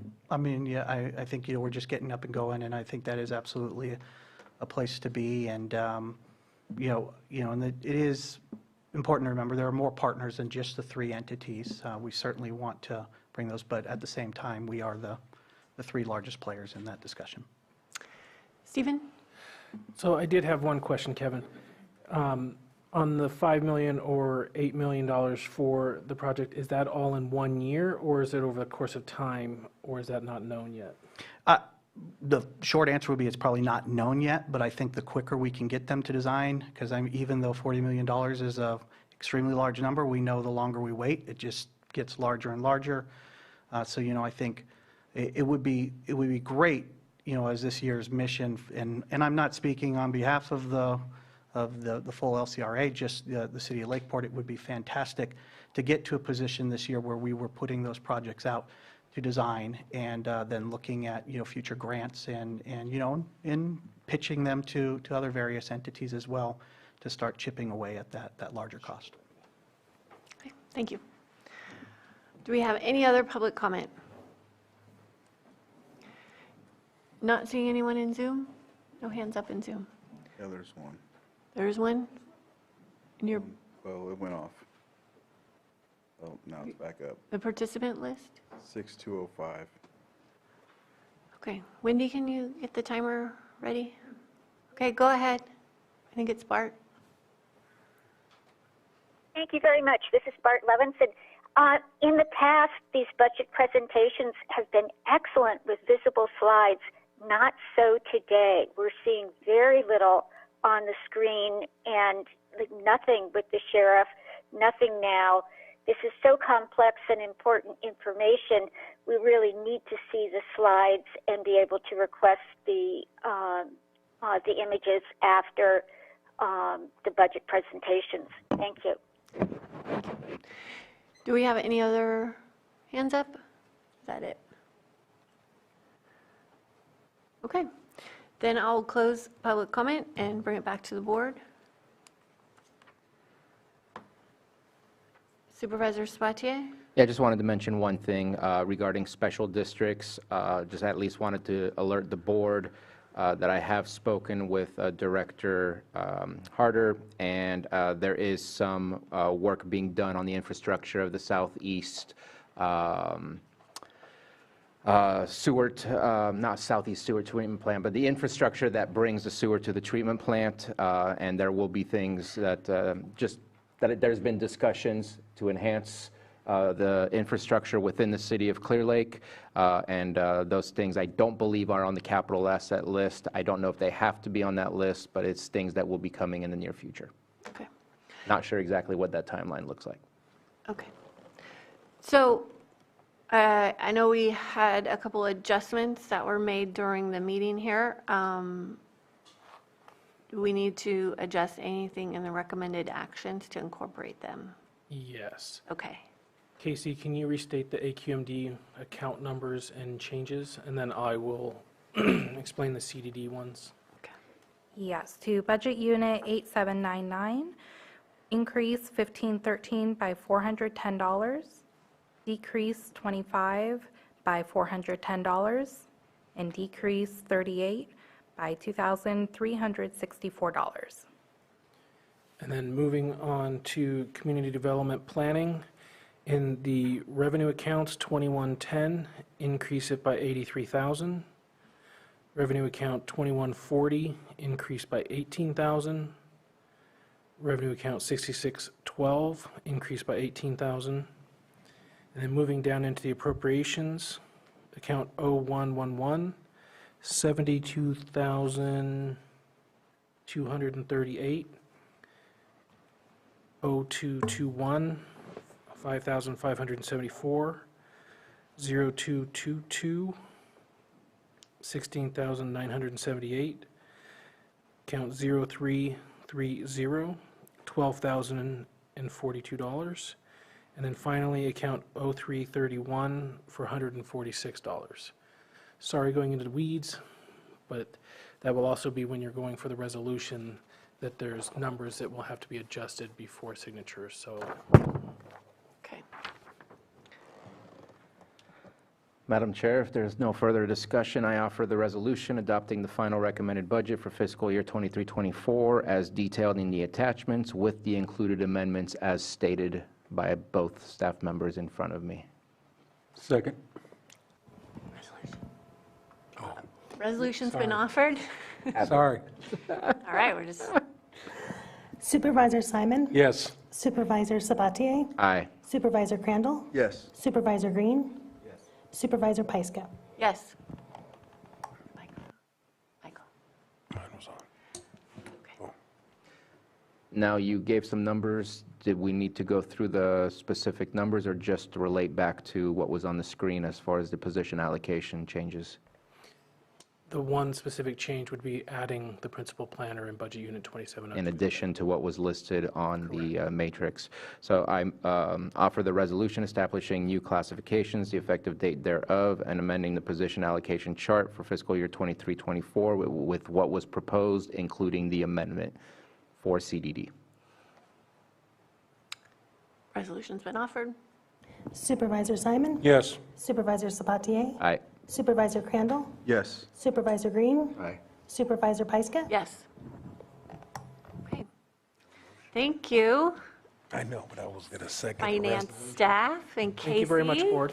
Congratulations on your first of many budget presentations to come. Yes. It's wonderful to work with both of you. Thank you for being so thorough and efficient, and for keeping us on track. Yes.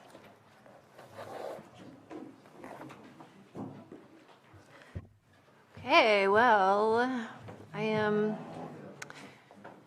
delighted that we get to move into our non-timed items now that we've adopted the budget.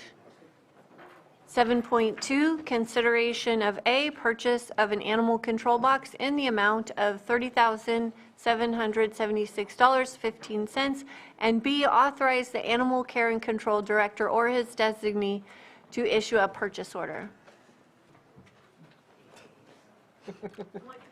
Come on up.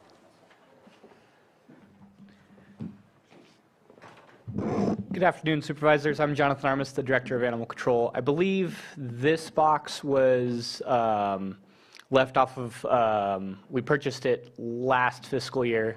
We had a really hard time getting a truck in a timely manner. We got a truck this year, so they are waiting for actual payment for that $30,775. So we're just looking today to get approval so that we can re-add it to our budget for missing it on this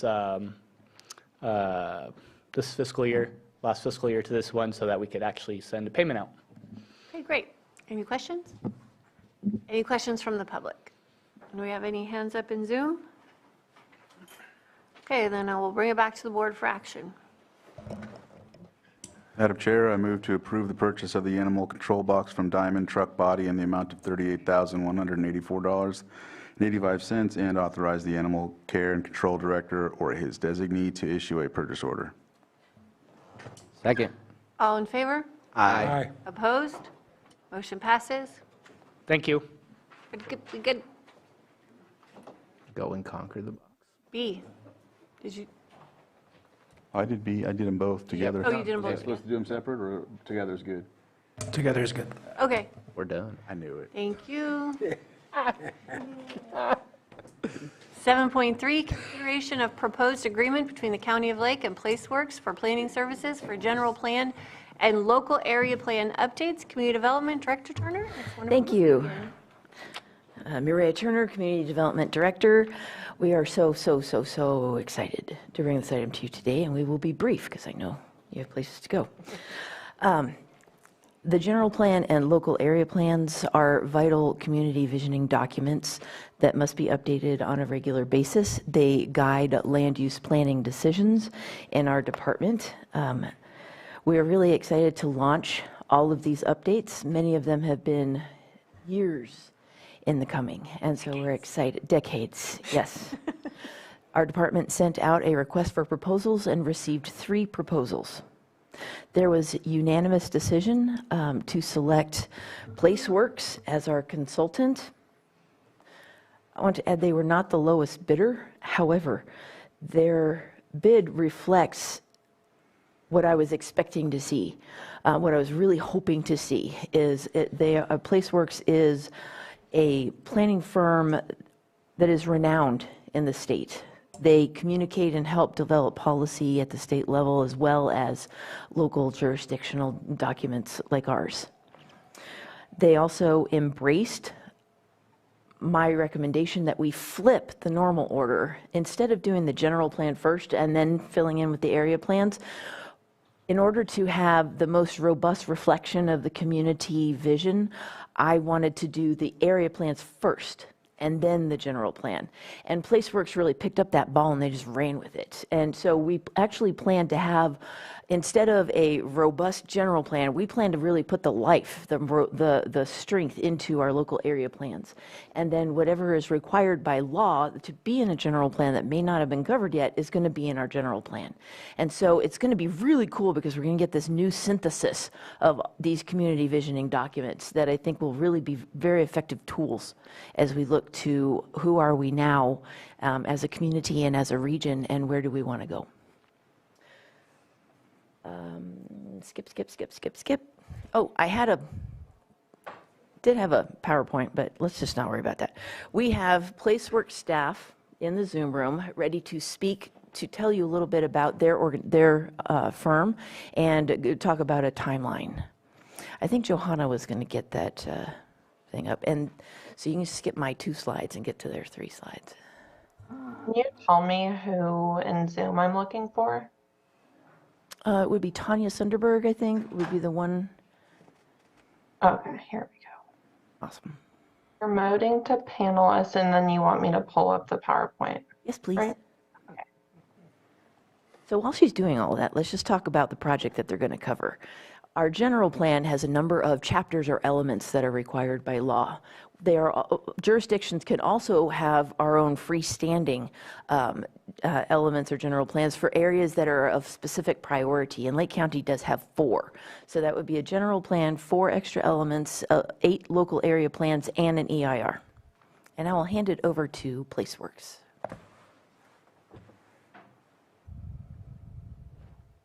Thank you, Maria. Can you guys hear me? Yes. Okay, great. and thanks for bringing up this presentation. So good afternoon. My name is Tanya Sundberg, and I'm an associate principal at PlaceWorks. We're really excited about this opportunity to work with Lake County on this super important planning endeavor. Our team also includes Fair & Peers, who provide support on transportation planning and analysis, as well as eCorp Consulting, who provides biological and cultural resources and noise analysis support. Johanna, would you please move to slide number 4? Next, there you go. Thank you. So PlaceWorks has a staff of about 120 employees across 6 offices. We have a long history of working in California. It dates back over 45 years. And from the beginning, one of our foundational principles is about the integration, the importance of integrating all these different disciplines that relate to planning, and bring that all into a kind of greater whole. So our service areas include comprehensive planning, environmental review, urban design, landscape architecture, community outreach, and GIS. And then we have more specialized practice areas under each of those umbrellas. And so we have this multidisciplinary approach that emphasizes collaboration, both internally within our team and then externally with the clients and our clients' partners, also with community members and stakeholders. And so meaningful outreach, engagement, and communication are really all core to our work. And we're constantly learning. We're responding to new and complex regulations, adapting to economic and environmental changes. And so we're embracing those as new opportunities and challenges to learn, and we adapt and grow. So next slide, please. So we are a leader in California for general plan preparation. We've worked on over 100 general plans across the state. I wanted to highlight a little of our recent county general plan experience, starting with the Butte County General Plan. That was a we prepared a comprehensive update for the Butte County General Plan in 2010. And then more recently, we updated that to help the county rebuild and recover from some local disasters, including the 2018 Camp Fire and the 2020 North Complex Fire. So we're really working through that plan to help create a more resilient future for the county. We also recently worked with Placer County to update their health and safety element, also to build resilience and respond to state requirements. And we're also scheduled to go before their Board of Supervisors at the end of this month to consider awarding a contract to PlaceWorks for a full general plan update as well. So we're continuing to work in that county on the full update.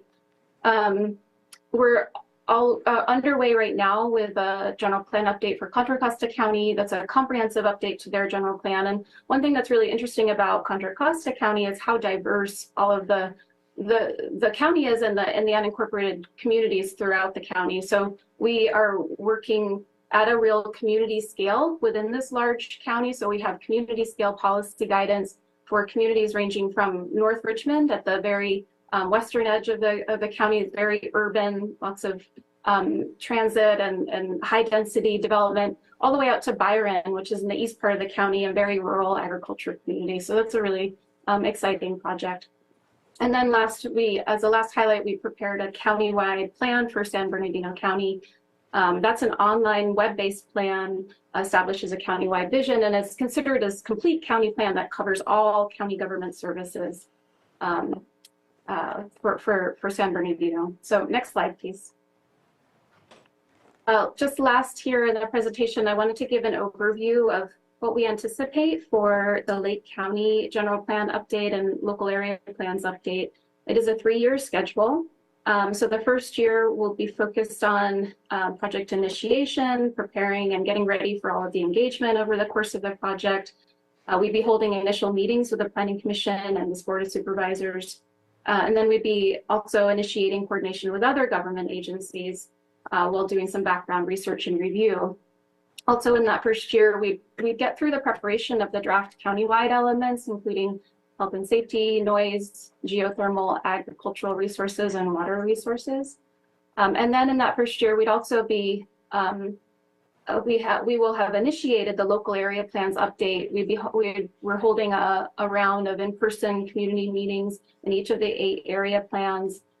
We'd be talking to community members to learn about the issues that are important in their community, and then considering alternative approaches to addressing those issues for the local area plans to address. And so then in the second year, we'd be completing the work to prepare the local area plans and starting the environmental impact report analysis. And then finally in year 3, we'll be completing the draft environmental impact report, receiving comments, and then preparing the final EIR, concluding with adoption hearings and preparation of the final plans. So that's a summary of our overall process, and I'll turn it back to Maria. Thank you very much. One last thing. The funding for this project is based largely due to the support of the supervisors in approving the increase in the ARPA funds. 1.6 comes from that. The remaining funds come from the LEAP and REAP grants, which are local and regional early action planning grants. We have arranged some of our timeline to meet different grant deadlines, but it's super exciting to have full funding for this project. So thank you very much. We're ready to take any questions. We are just so excited to be kicking off on this priority that's been at the top of our list for a long, long time. So thank you so much. Do we have any questions? Supervisor Green? Yeah, I'm just looking at the contract. I'm seeing some mismatch on the exhibits referenced on the first page of that.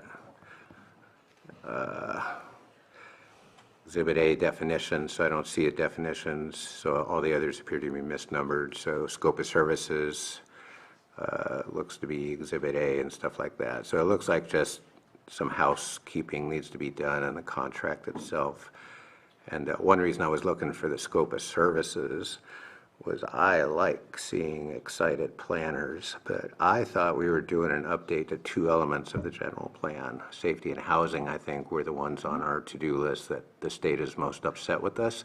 Have we gone bigger and bolder than that? Thank you. That's a great question, because when I first came back, when I first started, safety and housing were at the top of our list. There was legislation passed recently that when we went to HCD to ask about the deadline for the housing element, they said, you're fine. You don't have to turn in an updated 6th cycle by September of this year, which we thought. So we're now on the normal schedule for the 7th cycle of housing element. So that is later. We are looking for, it's due to the state by 2027, I think. So we are looking for funding for that. So then coach me a little bit about this contract for the umbrella general plan, but then if element updates come later, for example, I heard the word agriculture, I was excited about that, I want the agriculture element to be updated, if only so we can look at cumulative impacts, combined cannabis, stuff like that. So help educate me then. This is the umbrella master plan, not drilling down into the elements necessarily. So far, this is everything with the exclusion of the housing element. And as soon as we secure grant funding for that housing element, we'll probably bring back a request for an amendment of the agreement to add that back in. But it would include safety element. That's one of our top priorities. And inside that safety element is the climate vulnerability analysis and the county-wide evacuation plan. And so that is included in this. The other, as well as the 4 specific ones that are Lake County priorities. The agriculture one, geothermal resources, our water resources that covers our lake. I can never remember all 4. And then that other one, aggregate resource management plan that regulates the removal of resources from our quarries and our streams. Was it cultural resources too? Cultural resources goes throughout that theme. Yeah, we don't have a specific one for that. Okay. All right. And I'm happy to talk to you. So again, we're missing, other than the lettering changes on the exhibits, you're confident the scope of work adequately describes what we're doing here? Absolutely. Thank you. Okay. Supervisor Sabatier. Yeah, and reading the proposals from PlaceWorks, that covers everything that we've been discussing and looking at the timeline. I just wanted to mention something since you brought it up, wanted to make sure that there was at least one comment made about it. Through specific RFP process, we're definitely supposed to go with the lowest cost that comes through us For this, that is not the case. We are looking for quality. We want this to be for the lack of a better term, the constitution of how we move forward over the course of the next 20 years. And so we want to make sure we do this right, that we do this with not just brevity and efficiency, but with the quality work we need to ensure the further development of this county in the future. So while it may not be the lowest that you received in your proposals, I am in absolute approval that we need to make sure that we hire the best of what was proposed to us so that we can move forward knowing that those documents are really going to be able to support us as we move forward in the future. So I just wanted to make a comment on that. Thank you. All right, public comment? Anyone in the Zoom room? Do we have any hands up? Okay, then we'll bring it back to the board for action. I just want to go There's back. a hand up in the board, in the Zoom okay. room, sorry. It's Betsy, one moment. Okay, and do you have your timer? I just got to go back. I don't see Exhibit D. Okay, just a moment. Go ahead, Betsy. Thank you, Madam Chair. Yes, I just have one question, which is when CDD Director Turner started this presentation, she described the changes to the process where the area plans would be first. I want to know if the slide presented by the consultant reflects that in the terms of the 3-year steps. I just want to be sure that's integrated. Yeah, and yeah, go ahead and answer. If I heard correctly, that was the local area plans coming first? Right, and she wanted to make sure that the slide that was presented correlated, and if you look at the timeline in the proposal, it also shows. Yes, year 1 would be working on the drafts, reaching out to the local area plans. Year 2 is preparing those drafts and getting those approved. Yes. And there's much more detailed timelines in the Yes. lengthy proposal. Yes. That is attached to the agenda. Okay. All right, Supervisor Green. Actually, I'm missing 2 exhibits, D and E. Did I only upload one attachment? Because Lloyd? Yes, if I may. I believe Exhibit D would be the proposal for services, which is attached in the agenda item packet. Except it's just identified as attachment 1, but it's attachment D. Right. And Exhibit E would be the cost proposal, also attached in the agenda item packet.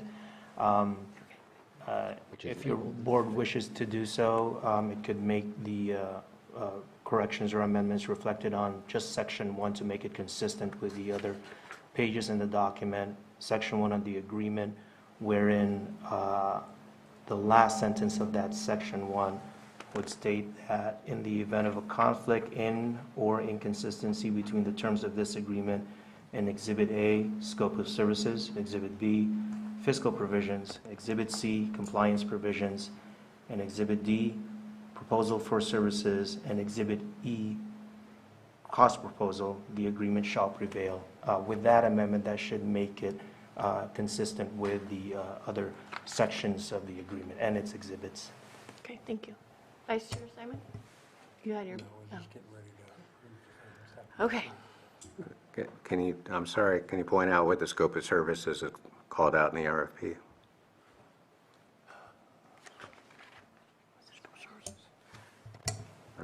Could you reword that question? I'm not sure I understood what you were asking.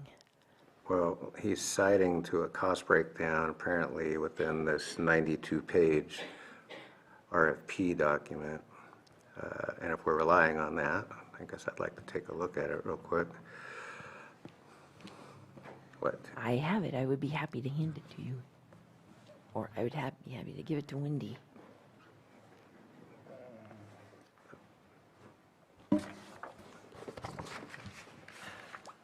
And that's on the cost proposal? Well, that would be Exhibit E, the cost proposal, but the scope of services appears to be many, many pages within the RFP document. Right. Well, it's a big project. Yeah. And it is, it starts on page 27. Indeed. All right, so if I can just suggest amending the Did contract. you have a chance to review it? It's been on the agenda last 2 weeks.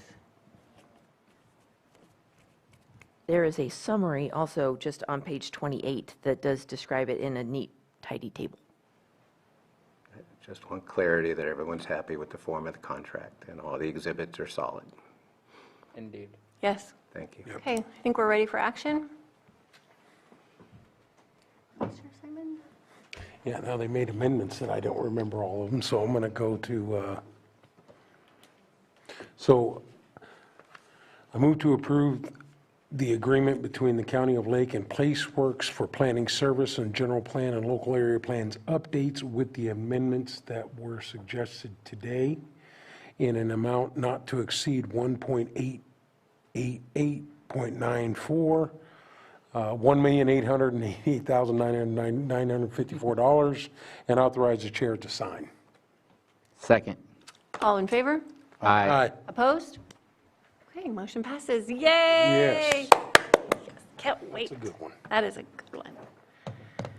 Okay, 7.4, consideration of Amendment 1 to the agreement with Core Design Group for facility design services for the Behavioral Health Clear Lake Facility Expansion Project. Behavioral Health. I'm sorry, Public Services. Behavioral Health is here. Thank you, Lars. Of course. All right, Lars Ewing, Public Services Director. I guess that's on. There we go. So this is a carryover from last week. It was contingent upon the approval of the budget. Currently, the Behavioral Health Department has, the Public Services is managing this project on behalf of Behavioral Health. So any questions that are budget related or operation related, I'll defer to Behavioral Health. But in summary, this project has been underway, under design for a little less than a year. They've completed what's commonly called the schematic design phase. During that design phase, they come up with the program for the project, and that program has identified the need for additional modifications to the existing building above and beyond what was originally scoped out, along with a larger expansion area. So the proposal that we requested of the design firm is to complete that work. The memo summarizes some of it, but in short, it's additional work to the existing facility, improvements, and then a larger expansion area. So happy to answer any other questions. And if Elise is here, I believe she is, then she can hopefully help me out with some of the more need-based questions. Supervisor Sabatier. So originally, when this came to us, I had some issues with it. This is the amendment to that original one, so I'm going to move forward with it. Just to have a couple of questions. I know that there's the expansion. Is there a plan to maybe repaint the whole building, or just kind of make sure everything matches? It's not just an expansion, it's also kind of doing maintenance on the original part of the building as well? Yes, there's a lot. The existing building is in need of some TLC. So that's the broad sum of it. Whether painting is specifically included in there, I don't know. That would be a relatively minor cost in the overall project. But it's the majority of the improvements for the existing building are electrical, mechanical. That's really the driver for the additional costs, along with some site access needs. There was no topography survey that was envisioned, so that needs to be done to get access. But if you're specifically asking about painting, which I think that was more of an example, but yes, that sort of stuff would need to be done. I just know that with the infrastructure upgrades that just occurred in that area, it kind of stands out a little bit, so it would be nice if we can make sure to finish the whole thing when we finish this. Part of my issue that I had originally was the use of our opioid settlements for the actual construction of it. I know that we are using that as a leverage to use it as 10% matching and getting 90% paid for through the state. So I'm going to move forward with that in favor, but really hope that we can have a large total accumulation of what our opioid settlement looks like prior to spending more money, just so that we have a master plan of what we're doing with that. I'm not going to call this a piecemeal. I think this is still a good thing. and we're using the money to leverage more, so it's not like we're just spending money. But I just wanted to put that out there because I think it's important for us to look at the big picture of this settlement and make sure that we utilize it for the best of our needs. And I am speaking to behavioral health and the board, not to you as public services. I felt like a window there, so I'm happy to have that go behind me, yeah. Okay. Any other comments? Any comments from the public? Anybody in the Zoom room? Okay, bring it back to the board for action. Madam Chair, I move to approve Amendment 1 to the agreement with COAR Design Group for facility design services for the Behavioral Health Clear Lake Facility Expansion Project. And authorize the chair to sign. And authorize the chair to sign. Second? All in favor? Aye. Opposed? Motion passes. Thank you. Okay, thank you, Lars. 7.5, sitting as Kelseyville County Waterworks District Number 3 Board of Directors, consideration of A, waiving the competitive bid process per Section 238-4, cooperative purchases of the county code, and B, approving the purchase of a Ford F-550 service truck for KCWWD number 3, and authorize special districts administrator, assistant, purchasing agent to sign the purchase request. Director Thank Harder. you, Madam Chair, members of the board. The next three items that are before you from my department for your attention are items that were in process prior to preliminary budget, and so they didn't make it into that. So we had to wait till final budget approval to bring these capital items to you. As you summarized, this is for a replacement service truck for our Kelseyville area. It's a cooperative purchase. It's purchased off the state contract, and we would ask that the board would consider waiving the competitive bid process and approving the purchase order and authorize me to sign it. Okay. Comments from the board? So moved. Comments from the public? Anyone in Zoom? Back to the board for action. Madam Chair, if you don't mind, since it's in your district area, I move to approve the waiving of the competitive bidding process per Section 2-38.4, cooperative purchases of the county code, and B, approve the purchase of a Ford F-550 service truck for KCWWD number 3, and authorize the special district's administrator / assistant purchasing agent to sign the purchase request. Second. All in favor? Aye. Opposed? Motion passes. 7.6, sitting as the Lake County Sanitation District Board of Directors, consideration of A, waiving the competitive bidding process pursuant to Lake County Code Section 2-38-4, cooperative processes, B, authorizing special districts administrator / assistant purchasing agent to issue a purchase order not to exceed $79,000 to Garton Tractors for the purchase of a four-wheel drive ROPS tractor. Director Harder. Thank you, Madam Chair. Again, this item is before you for your consideration. This is a capital budget purchase for a tractor to help with maintenance around our southeast treatment plan, ditch maintenance, mowing, etc. Cooperative purchase through Sourcewell, here for your consideration. Questions or comments? Any public input? Anyone in Zoom? Bring it back to the board for action. This one? All right. So I'll go ahead and motion to, let's see, waive. Yeah, sorry, I have it right here. All right. Motion to waive the competitive bidding process pursuant to Lake County Code Section 2-38.4, cooperative purchases, and authorize special districts administrator assistant purchasing agent to issue a purchase order not to exceed $79,000 to Garton Tractors for the purchase of a four-wheel drive ROPS tractor. Second. All in favor? Aye. Opposed? Motion passes. 7.7, sitting as the Lake County Sanitation District Board of Directors, consideration of A, waiving the competitive bidding process pursuant to Lake County Code Section 238.4, cooperative purchases, and B, authorizing special districts administrator assistant purchasing agent to issue a purchase order not to exceed $550,000 to Owen Equipment for the purchase of a Vector 2100i truck. Director Harder. Thank you, Madam Chair. This is for an additional Vector for our fleet. This is some larger equipment. This is a smaller version of something we've already got, which will allow it to be more maneuverable. But we use it for sewer line cleaning. We use it for vacuum excavation, so we can dig down without having to worry about hitting buried power lines, cables, et cetera. It's a safe way for our staff to get out there and address sewer spills, water leaks in the middle of the night in emergency situations.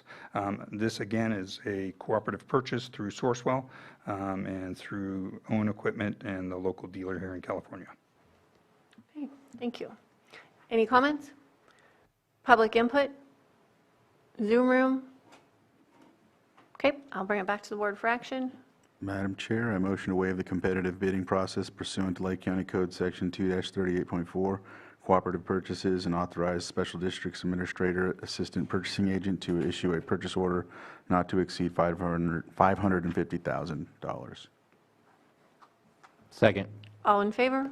Aye. Aye. Opposed? Motion passes. Thank you, Thank you very Director much. Harder. Okay.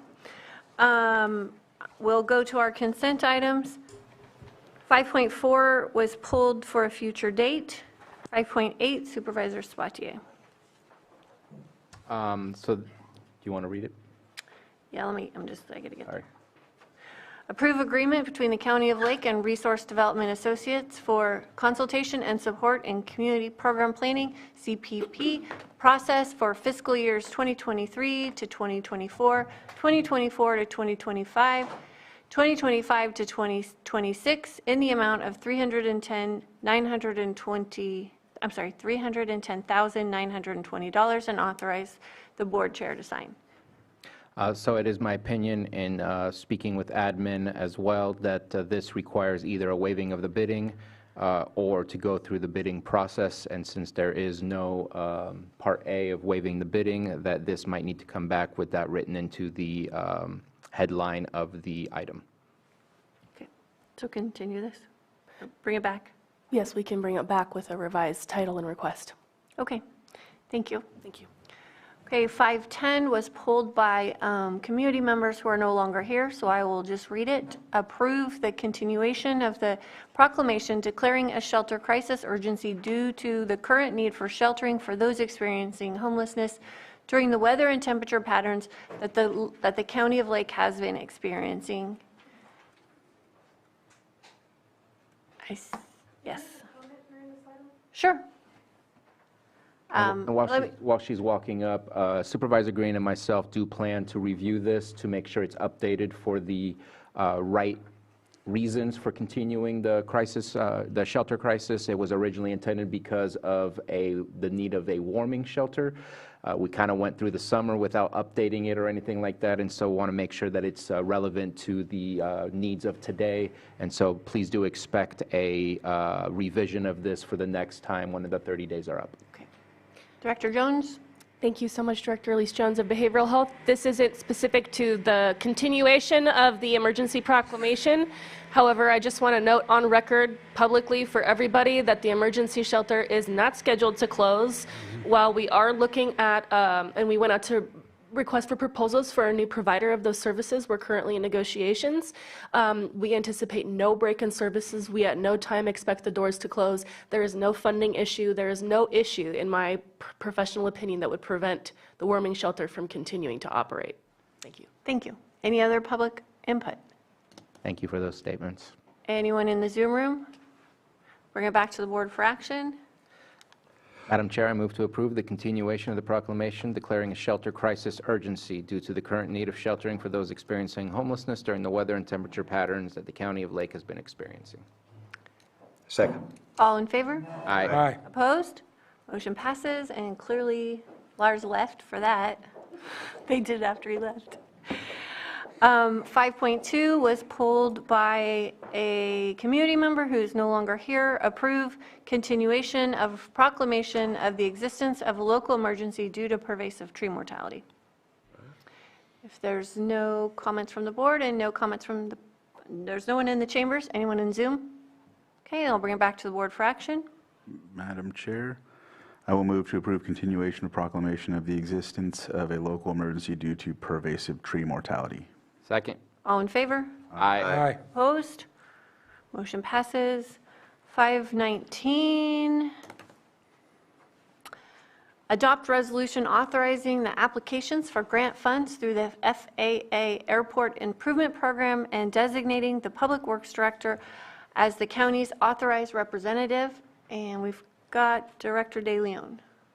Yes, good afternoon, Board. Thank you very much. We had to pull this item to add a third resolution to the resolution. There will be, it's basically the same with the addition of number 3, which reads, ratifies the September 15th, 2023 signed acceptance by the sponsor's official representative of the Federal Aviation Administration Airport Improvement Program fiscal year 2023 Airport Improvement Program AIP grant agreement.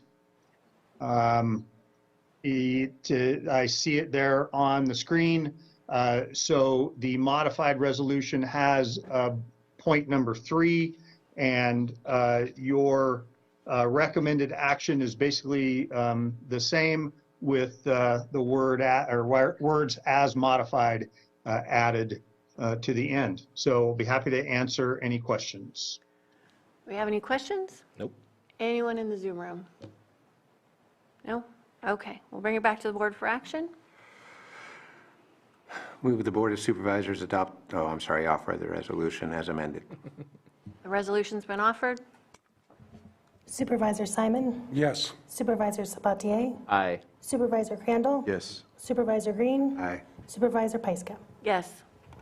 Okay, 5.20, approve the purchase order for the purchase of 1 vehicle for the central garage fleet and 3 capital assets for the road department, and authorize the Public Works Director / Assistant Purchasing Agent to sign the purchase orders. Was this pulled by you? Yes, I had pulled it because I wasn't exactly sure on what the total amount was and the number of items, and I believe that Director De Leon has that broken down for us, so we can go ahead and move forward with the motion. You bet. And let me provide you with your recommended action. Staff recommends that the Board of Supervisors approve purchase orders for the following items. 1 2023 Ford F-150 4x4 pickup for the central garage fleet to Downtown Ford, utilizing the State of California contract in the amount of $36,798.63.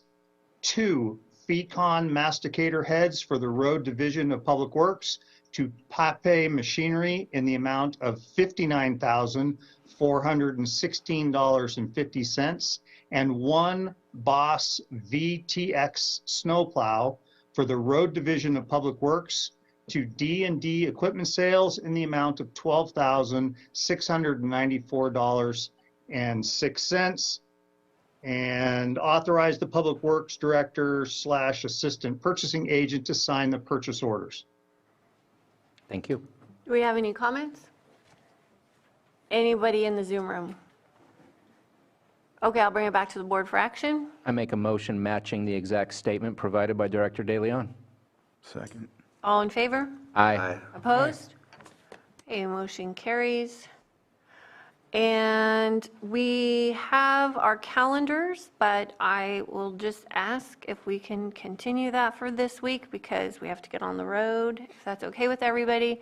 For disclosure, myself and Supervisor Crandall and staff members have to drive to Monterey, and we have to get going.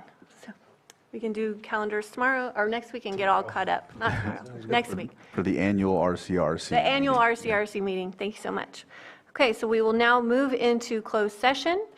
We have 3 items. 8.1, public employee appointment pursuant to Government Code Section 54957B1, interviews for Chief Public Defender and appoint Chief Public Defender. 8.2, public employee appointment pursuant to Government Code Section 54957B1, interviews for Interim Health Services Director, appointment of Interim Health Services Director. And 8.3, conference with legal counsel, significant exposure to litigation pursuant to Government Code Section 54956.9D2 E1, one potential case. So thank you for joining us today, and we will go into closed session.